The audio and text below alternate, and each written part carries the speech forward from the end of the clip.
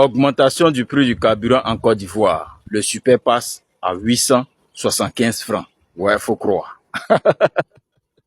Mais vous savez, dans n'importe quel pays du monde, il peut y avoir des augmentations. Mais en ce qui concerne la Côte d'Ivoire et le RHDP qui est au pouvoir, il ne doit pas avoir d'augmentation. Puisqu'on connaît le passé très récent du RHDP, lorsqu'il critiquait avec force et véhémence le monsieur Kelala. Parce que quand le monsieur Kelala était là, il y avait eu augmentation du carburant à 775 francs. Et voici la fiche que le RHDP a fait pour dénoncer la cherté de la vie et le coût élevé du carburant.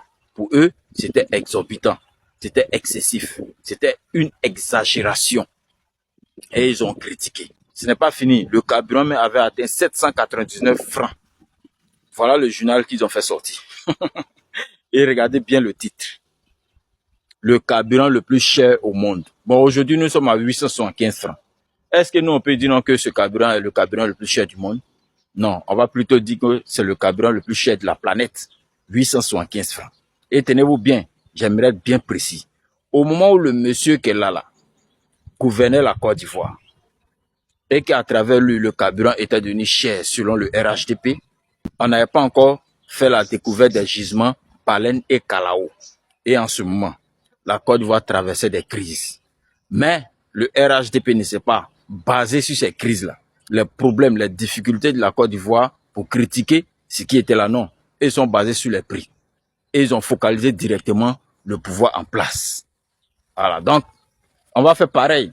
Si aujourd'hui, il y a une augmentation de telle envergure, qui est-ce qu'on doit prendre pour responsable? Mais c'est ceux qui sont au pouvoir.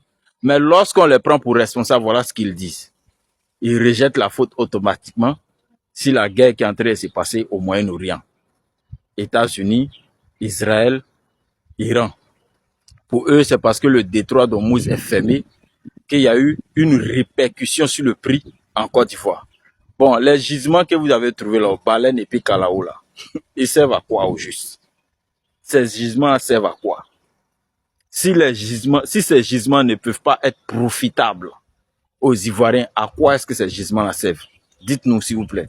Parce que moi, j'aimerais vraiment savoir, hein, c'est bien beau de dire qu'on a découvert des gisements en Côte d'Ivoire. Oui, la Côte d'Ivoire a financé des recherches. Et ces recherches ont accouché vraiment de quelque chose de potable, de quelque chose de bien. On a découvert des gisements. Mais ces gisements servent à quoi? Ou bien à quel moment est-ce que ces gisements vont servir vraiment aux Ivoiriens?